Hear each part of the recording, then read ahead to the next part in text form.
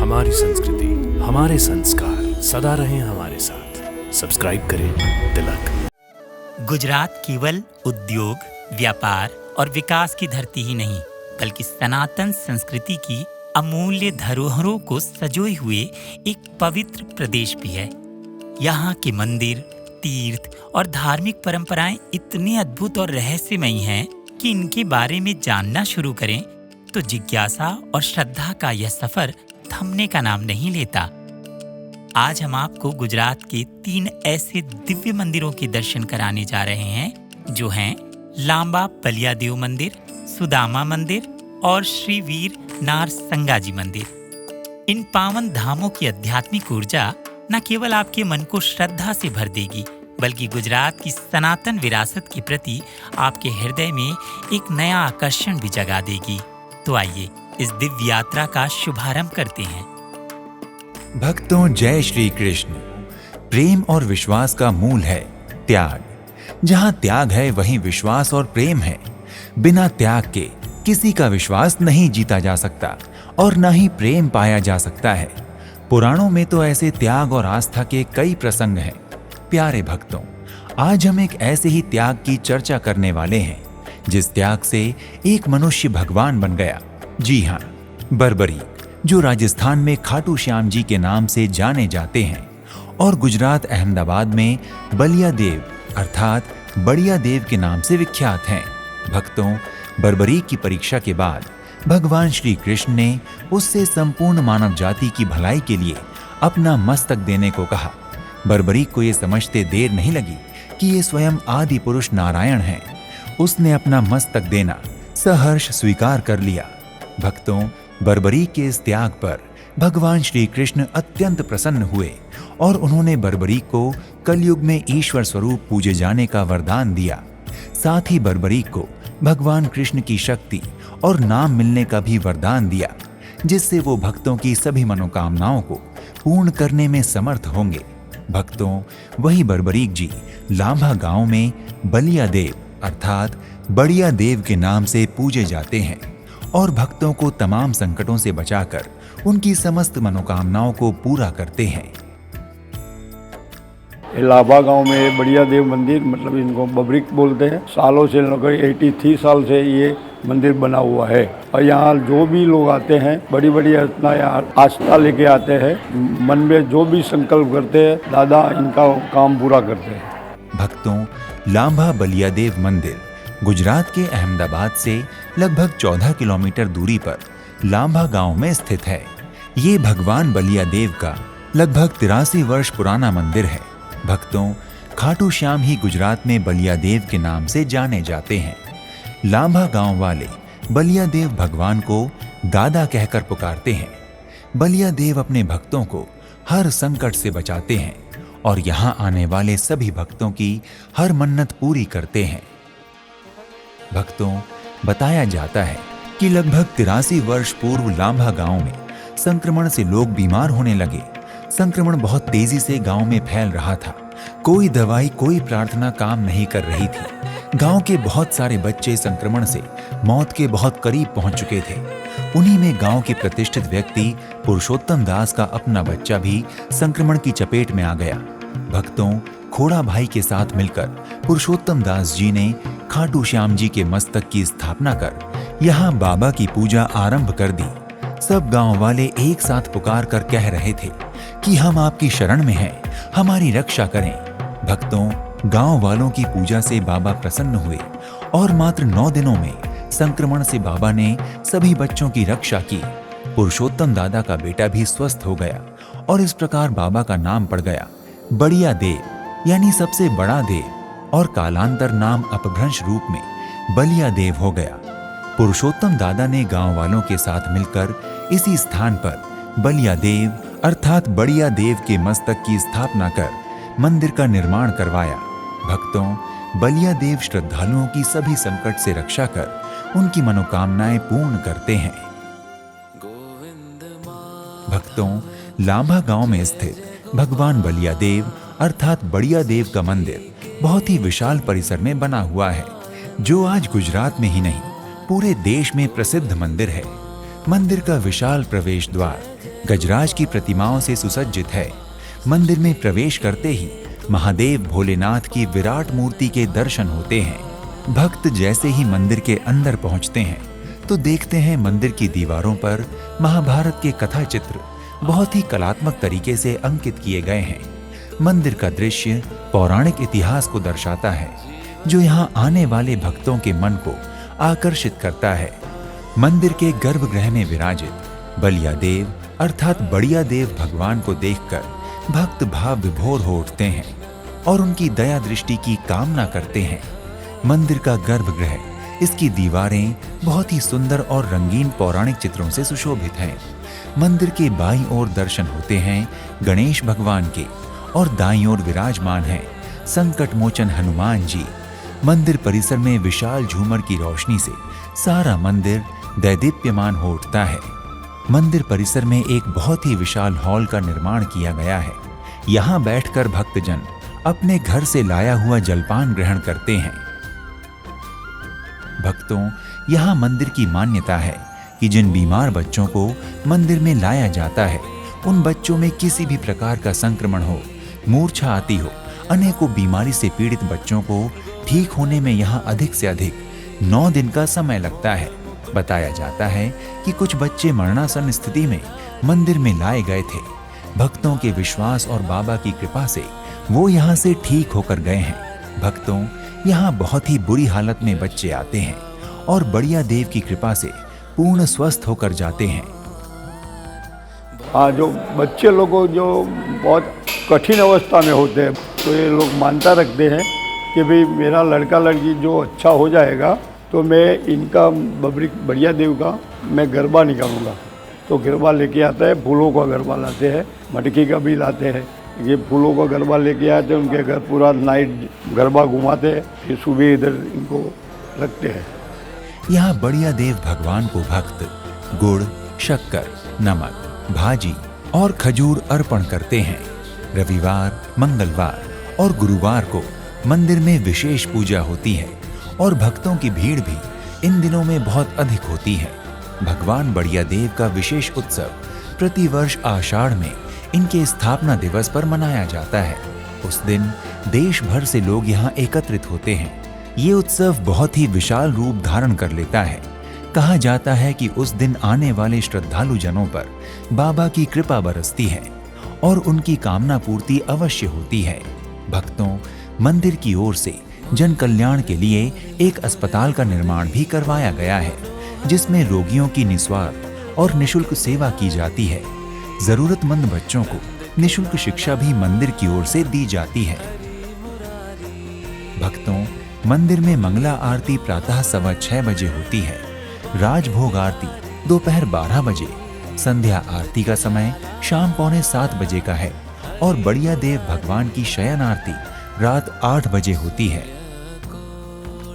जय श्री कृष्ण एक ऐसा पवित्र जय घोष जिसको बोलने मात्र से हमें अपने अंदर प्रेम, एक समानता, आकर्षण, समर्पण, भक्ति, धर्म, पराक्रम और ना जाने कितने ही भावों की अनुभूति होती है। इन्हीं भावों का समन्वय है भिन्न भिन्न प्रकार के संबंध से।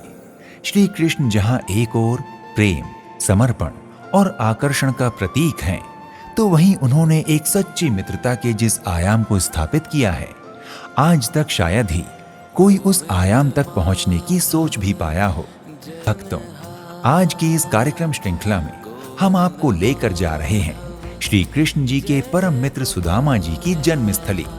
पूरे विश्व में सुदामा जी का एकमात्र मंदिर पोरबंदर स्थित सुदामा मंदिर। कृष्ण भगवान ना बाल सखा मित्र सुदामा, सुदामा जी की ये जन्मभूमि, सुदामा जी की कर्मभूमि, सुदामा जी यहाँ रहते थे, यहाँ सुदामा जी कुटिया थी, यहाँ से चल के गए थे द्वारका कृष्ण भगवान को मिलने के लिए। भक्तों, गुजरात राज्य के पोरबंदर शहर में स्थित सुदामा मंदिर भगवान कृष्ण के परम मित्र सुदामा जी को समर्पित विश्व का एकमात्र मंदिर है। इस स्थान को सुदामापुरी के नाम से भी जाना जाता है। भक्तों, इस मंदिर की विशेषता ये है कि ये मंदिर दूसरे मंदिरों की तरह किसी दैवीय इकाई के रूप में नहीं, अपितु मनुष्य रूपी एक आकर्षक मित्र के चरित्र को समर्पित मंदिर है। इस बहुप्रसिद्ध चरित्र का वर्णन भगवान श्री कृष्ण से संबंधित पौराणिक कथाओं में मिलता है। इस स्थान को सुदामा जी की जन्मस्थली के रूप में मान्यता प्राप्त है, जहां वो अपने परिवार के साथ रहते थे और यहीं से वो द्वारिका भगवान श्री कृष्ण से मिलने गए थे। ये मंदिर शहर के व्यस्ततम इलाके में होने के बावजूद भी यहाँ आने वाले श्रद्धालुओं को विशेषतः शांति का अनुभव होता है। मंदिर परिसर में प्रवेश करते ही आपको चारों ओर सुंदर हरियाली देखने को मिलती है। चारों ओर फैले प्राकृतिक सौंदर्य का दर्शन करते हुए श्रद्धालु मुख्य मंदिर में प्रवेश करते हैं। मुख्य मंदिर में प्रवेश करते हैं तो सामने ही गर्भगृह में भगवान सुदामा जी एक ओर अपनी अर्धांगिनी सुशीला जी तथा दूसरी ओर उनके परम प्रिय मित्र भगवान श्री राधा कृष्ण जी के साथ चांदी की मनमोहक प्रतिमा स्वरूप में विराजमान हैं। श्रद्धालु अपने साथ लाई पूजा सामग्री, चावल तथा कपड़े आदि अर्पित कर इनकी दया दृष्टि की कामना करते हैं। इस मंदिर की दीवारों एवं स्तंभों पर की गई सुंदर रंगीन नक्काशियां सभी का मन मोह लेती हैं। द्वार पर बनाई गई द्वारपालों की प्रतिमाएं बहुत ही आकर्षक प्रतीत होती हैं। यहाँ की दीवारों पर एक ऐसी सुंदर छवि है जिसमें भगवान श्री कृष्ण अपनी पत्नी रुक्मणी जी के साथ सुदामा जी के चरण धो रहे हैं। इस सुंदर एवं वात्सल्य से परिपूर्ण छवि को देखकर किसी का भी मन भाव विभोर हो उठता है। मंदिर परिसर में मुख्य मंदिर के सामने ही सत्संग हॉल बना हुआ है, जहां समय समय पर भजन कीर्तन जैसे आयोजन होते रहते हैं। वहीं मंदिर के समीप ही सुदामा कुंड नाम से जल कुंड भी है। कहा जाता है कि किसी समय सुदामा जी इसी कुंड में स्नान ध्यान करते थे। सुदामा जी यहाँ रहते थे, अब पानी तो चाहिए, इसीलिए यह सुदामा कुंड है। इसे ज्ञानवाव भी बोला जाता है। और साक्षी गोपाल महादेव की डेरी है। सुदामा जी स्नान करते थे और वहाँ साक्षी गोपाल महादेव की पूजा करते थे। इस पूरे मंदिर की वास्तुकला में आपको गुजराती कला की सुंदर छवि के दर्शन होते हैं। मंदिर परिसर में एक और चामुंडा माता का भी मंदिर है, जहां गर्भगृह में चामुंडा माता, शारदा लक्ष्मी माता, वाराही माता एवं हर सिद्धि माता की प्रतिमाएं विराजमान हैं। यहाँ पर सामने एक यज्ञशाला भी है, जहां उत्सवों पर हवन पूजन आयोजित होते हैं। परिसर में एक और आश्चर्यजनक भूल भुलैया की आकृति बनी हुई है, जिसे सुदामा जी की लख 84 परिक्रमा के नाम से जाना जाता है। लोगों की मान्यता है कि भक्त इस भूल भुलैया में परिक्रमा करके अपने सभी पापों का प्रायश्चित करते हैं, जिससे उन्हें उनके सभी पापों एवं दोषों से मुक्ति मिलती है। परिसर में एक और श्री कृष्ण और सुदामा जी की अद्भुत मित्रता का प्रदर्शन करती आकर्षक प्रतिमा के भी दर्शन होते हैं, जिसमें भगवान श्री कृष्ण अपने मित्र सुदामा जी को हृदय से लगाए हुए हैं। परिसर में कुछ अन्य देवी देवताओं के भी छोटे छोटे मंदिर बने हुए हैं। यहाँ श्रद्धालु पक्षियों को दाना भी डालते हैं, जिसकी सामग्री मंदिर के बाहर ही उपलब्ध हो जाती है। भक्तों, सुदामा जी के इस मंदिर का परिसर जितना आकर्षक है, उतना ही शीतल एवं सुरम्य भी है। भक्तों, अगर सुदामा मंदिर के निर्माण की बात करें तो कहते हैं कि 13वीं शताब्दी में यहाँ सुदामा जी का एक छोटा सा मंदिर था। फिर वर्ष 1902 से 1907 के बीच पोरबंदर के महाराजा भाव सिंह जी ने पोरबंदर शहर के केंद्र में मंदिर का जीर्णोद्धार करवाया और छोटे से मंदिर के स्थान पर एक भव्य मंदिर का निर्माण करवाया। इस मंदिर के जीर्णोद्धार के दौरान सौराष्ट्र ड्रामा कंपनी ने भी महत्वपूर्ण योगदान दिया था। मंदिर और सत्संग हॉल का निर्माण 1904 में हुआ। कहा जाता है कि यहाँ आने वाले तीर्थयात्री अपने कपड़ों पर सुदामा मंदिर जाने पर एक विशेष मोहर लगाते हैं। जब भगवान ने एक मुट्ठी तांदुल खाए थे तो सुदामा जी की दारिद्रता गरीबाई मिटा दी थी, और दूसरी मुट्ठी खाई तो कंचन का सोने का महल बना दिया था, और तीसरी मुट्ठी खाने लगे तो कृष्ण भगवान की 1 नंबर की जो पत्नी थी रुक्मणी, उसने हाथ पकड़ लिया कि प्रभु आप तीनों लोग दे देंगे तो हम क्या करेंगे। तब भगवान ने एक मुट्ठी छोड़ दिया। भक्तों, जैसा कि हम सब जानते हैं कि भगवान श्री कृष्ण एवं सुदामा जी बाल मित्र थे, जो उज्जैन के सांदीपनी आश्रम में अपनी शिक्षा के दौरान मिले थे। शिक्षा पूरी होने के बाद श्री कृष्ण जी एवं सुदामा जी अपने अपने धाम को चले गए। तत्पश्चात सुदामा जी कुछ समय बाद विवाह कर अपने परिवार के साथ इसी स्थान पर बनी कुटिया में रहने लगे। किंतु जैसे जैसे उनका परिवार बढ़ा, उनके बच्चे हुए, तो उन्हें धीरे धीरे उनके जीवन यापन में भोजन और वस्त्र की कठिनाई होने लगी। कहते हैं कि उस समय तक श्री कृष्ण पोरबंदर से 100 किलोमीटर दूर द्वारका के राजा बन चुके थे। सुदामा जी को एक अयाचक नाम का व्रत था। उसने ऐसा व्रत धारण किया था कि पूरे गांव में एक दिन में 5 घर में भिक्षा मांगेंगे, अगर मिलेगी तो खाएंगे वरना नहीं। तब ऐसा हुआ, एक दिन कुछ भिक्षा नहीं मिली। तब सुशीला जी ने सुदामा जी से कहा कि तुम भूखे रह सकते हो, मैं भूखी रह सकती हूँ, मगर बच्चों का क्या कसूर है कि वो भूखे रहे, इसलिए तुम कहते हो कि तुम्हारा दोस्त बड़ा राजा है द्वारकाधीश, तो उसे जाके मिलो। लेकिन सुदामा जी ने कहा कि मैं श्री कृष्ण के पास खाली हाथ नहीं जाना चाहता। कि शास्त्रों में ऐसा लिखा गया है कि कहीं अपने सगा संबंधियों के पास जाओ तो कभी खाली हाथ नहीं जाते, अपने गुरु के पास जाओ तो कभी खाली हाथ नहीं जाते, कुछ ना कुछ लेके जाना है। तो सुदामा जी ने पहले बहाने बनाए कि मेरे पास तो कुछ है नहीं, मैं क्या लेके जाऊं। तब सुशीला जी पड़ोस में से चावल मांग के लाई कि अभी मुझे उधार दो, फिर मेरे पास जब आ जाएंगे तब मैं लौटा दूंगी। तब उनकी पत्नी ने श्री कृष्ण को भेंट देने के लिए थोड़े से चावल दिए, जो भगवान श्री कृष्ण को अविश्वसनीय रूप से पसंद थे। जब सुदामा जी द्वारिका पहुंचे तो उनका नाम सुनते ही श्री कृष्ण उनका स्वागत करने के लिए महल के बाहर तक दौड़े चले आए और उन्हें गले से लगा लिया। वहीं श्री कृष्ण के कपड़ों और गहनों को देखकर सुदामा जी को स्वयं में शर्म महसूस हो रही थी कि इतने बड़े राजा को चावल कैसे भेंट दूं, और वो चावल को श्री कृष्ण से छिपाने की कोशिश करने लगे। लेकिन लीलाधर भगवान श्री कृष्ण सुदामा जी से वो चावल छीनकर उसे खाने लगे। इतना ही नहीं, भगवान श्री कृष्ण ने अपनी मित्रता निभाते हुए सुदामा जी की गरीबी को दूर किया और उनकी छोटी सी झोपड़ी को महल में बदल दिया। भक्तों, सुदामा मंदिर के द्वार पूजन के लिए प्रतिदिन प्रातः 6:30 बजे से रात्रि 9 बजे तक खुले रहते हैं तथा भगवान की प्रथम आरती प्रातः 6 बजे और संध्या आरती शाम 7:30 बजे होती है। भक्तों, अगर उत्सव की बात करें तो सुदामा जी के इस सुप्रसिद्ध मंदिर में उनके प्रिय एवं परम मित्र श्री कृष्ण का जन्मोत्सव अर्थात जन्माष्टमी का पर्व विशेष हर्षोल्लास के साथ मनाया जाता है। इसके अतिरिक्त यहाँ की परंपरा के अनुसार हर वर्ष सुदामा अन्नकूट उत्सव को नए साल के त्योहार के रूप में मनाया जाता है। साथ ही अखातीज के दिन सुदामा मंदिर में एक भव्य उत्सव मनाया जाता है, जिसमें दूर दूर से हजारों भक्त शामिल होते हैं। जय श्री वीर नारसंगा जी महाराज। आप सभी का हमारे कार्यक्रम दर्शन में हार्दिक अभिनंदन। भक्तों, आज हम आपको दर्शन करवाने जा रहे हैं एक ऐसे मंदिर के जो अति प्राचीन होने के साथ साथ मां शक्ति के एक सर्वोपरि वीर सेवक का मंदिर है। तो आइए दर्शन करते हैं इस दिव्य श्री वीर नारसंगा जी मंदिर के। ये मंदिर गुजरात के मेहसाना जिले की विसनगर तालुका के जेतलवासना गांव में स्थित है। ये मंदिर बहुत ही प्राचीन, दिव्य और सुप्रसिद्ध मंदिर है। वीर नारसंगा जी महाराज की यहाँ पर बहुत ही श्रद्धा और भक्ति से पूजा की जाती है।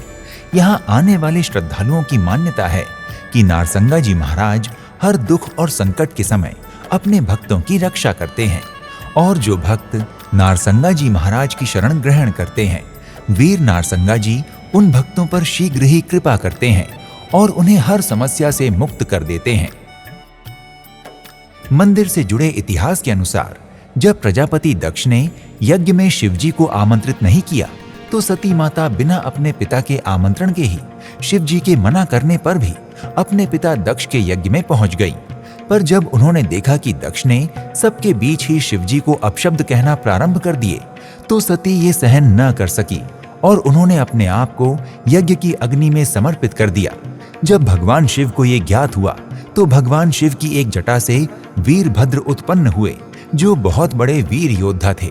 वीरभद्र शिवगणों के साथ दक्ष प्रजापति के यज्ञ में पहुंच गए और वीरभद्र ने शिव इच्छा से दक्ष को सेना सहित नष्ट कर दिया। भगवान शिव ने यज्ञशाला में पहुंचकर मां सती के जलते हुए शरीर को उठा लिया और रोष में आकर तांडव नृत्य करने लगे। उनके नृत्य को देखकर ऐसा लग रहा था कि आज ही सृष्टि में प्रलय हो जाएगी। तब सभी देवताओं के अनुरोध पर भगवान विष्णु ने अपने सुदर्शन चक्र से मां शक्ति के शरीर के 52 टुकड़े कर दिए, जो अलग अलग स्थानों पर गिरे। जहां भी मां शक्ति के शरीर के अंग गिरे वही सिद्धपीठ बन गए और इस तरह से भक्तों पर कृपा करने के लिए कुल 52 सिद्धपीठों का निर्माण हुआ। प्रत्येक सिद्धपीठ में मां शक्ति ने एक सेनापति नियुक्त किया, जिसे भैरव के रूप में पूजा जाता है। इस प्रकार प्रत्येक सिद्धपीठ में एक एक वीर भैरव बाबा विराजमान है, जो मां शक्ति के सेनापति हैं। उनमें से वीरभद्र सभी सेनापतियों में मुख्य थे। वही वीरभद्र वीर नारसंगा जी बनकर प्रकट हुए। गुजरात क्षेत्र के जंगलों में चरती हुई गायें और जंगली मुर्गों की रखवाली वीर नारसंगा जी करने लगे। वीर नारसंगा जी मां शक्ति के सेनापति और भक्त हैं, इसलिए वे इन गायों और मुर्गों को मां शक्ति का जानकर नित्य ही उनकी सेवा में उपस्थित रहते थे। एक समय मुगलों की सेना इस स्थान पर आई और उन्होंने यहाँ एक साथ इतनी गायें और मुर्गे देखे, तो अपनी भूख मिटाने के लिए मुगलों ने गाय और मुर्गों को मारना प्रारंभ कर दिया। तभी यहाँ वीर नारसंगा जी महाराज प्रकट हो गए और मुगलों को सभी गाय और मुर्गे छोड़कर चले जाने की चेतावनी दी, परंतु मुगलों ने नारसंगा जी की बातों का उपहास किया। तब वीर नारसंगा जी ने अपनी तलवार उठाकर मुगलों पर आक्रमण कर दिया। देखते ही देखते मुगलों की सेना रणभूमि में मौत की नींद सोने लगी। एक मुगल सिपाही ने धोखे से वीर नारसंगा जी की गर्दन पर पीछे से वार कर दिया। वीर नारसंगा जी जमीन पर गिर गए, परंतु तभी एक दिव्य रोशनी का पुंज प्रकट हुआ। वो रोशनी का पुंज मां शक्ति थी। उनके तेज से मुगलों की सेना नष्ट हो गई तथा वीर नारसंगा जी जीवित होकर उठ खड़े हुए और मां शक्ति के चरणों में प्रणाम किया। तब मां ने वीर नारसंगा जी को आशीर्वाद दिया और उन्हें हमेशा के लिए अमर बना दिया। तभी से एक शिला के रूप में नारसंगा जी विराजित हो गए। कहा जाता है कि एक समय एक शिला को बैलगाड़ी में रखकर एक किसान अपने गांव जा रहा था, पर रात्रि विश्राम के लिए जेतलवासना गांव के पास एक पीपल के पेड़ के नीचे उसने गाड़ी रोक दी और विश्राम किया। प्रातःकाल जब किसान गाड़ी लेकर चलने लगा तो गाड़ी हिल भी नहीं रही थी। तब गांव के बहुत लोग वहां आए। सबने हर प्रकार से किसान की सहायता की, परंतु गाड़ी हिली भी नहीं। तब घोड़े पर चढ़कर एक युवक वहां आया। उसने कहा कि यहाँ नारसंगा जी का मंदिर बनवाओ, ये शिला उन्हीं का प्रतीक है। यहाँ इस क्षेत्र में होने वाली सभी समस्याओं का नाश इनका नाम लेते ही हो जाएगा, और जो भी उनकी पूजा यहाँ करेगा उसे हर सुख संपत्ति मिलेगी तथा नारसंगा जी की भक्ति भाव से पूजा करने वाले की हर कामना पूर्ण होगी। तभी सब गांव वालों ने यहाँ मंदिर का निर्माण कार्य प्रारंभ करा दिया। कहा जाता है कि घोड़े पर आने वाला वो युवक और कोई नहीं बल्कि स्वयं वीर नारसंगा जी महाराज ही थे। जब से यहाँ मंदिर का निर्माण हुआ है, गांव के लोगों को हर सुख सुविधा श्री नारसंगा जी महाराज की कृपा से प्राप्त है। कहा जाता है कि यहाँ मंदिर में श्री नारसंगा जी सभी श्रद्धालुओं की कामनाएं पूर्ण करते हैं। अतः यहाँ मंदिर में दूर दूर से भक्तजन आते हैं और अपनी कामनाओं की सिद्धि करते हैं।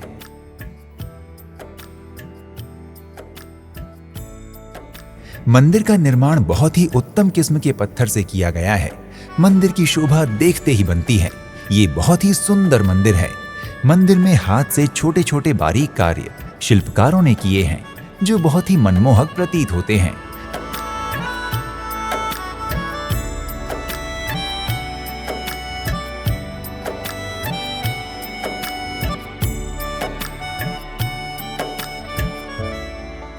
मंदिर का परिसर बहुत ही विशाल है तथा चारों ओर का दृश्य मन को मोहने वाला है। श्री नारसंगा जी महाराज का ये मंदिर लौकिक और पारलौकिक दोनों ही दृष्टि से कामनाओं की सिद्धि करने वाला है। यदि आप मंदिर में आरती का आनंद लेना चाहते हैं तो मंदिर में प्रातःकाल की आरती 6:30 बजे तथा सायंकालीन आरती 7 बजे होती है।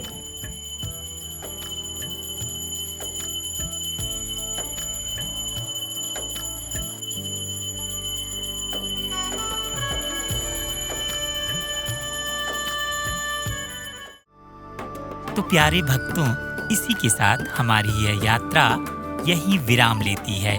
गुजरात की पावन धरती अपने अद्भुत मंदिरों और आध्यात्मिक आभा के साथ आपका स्वागत करने के लिए प्रतीक्षारत है।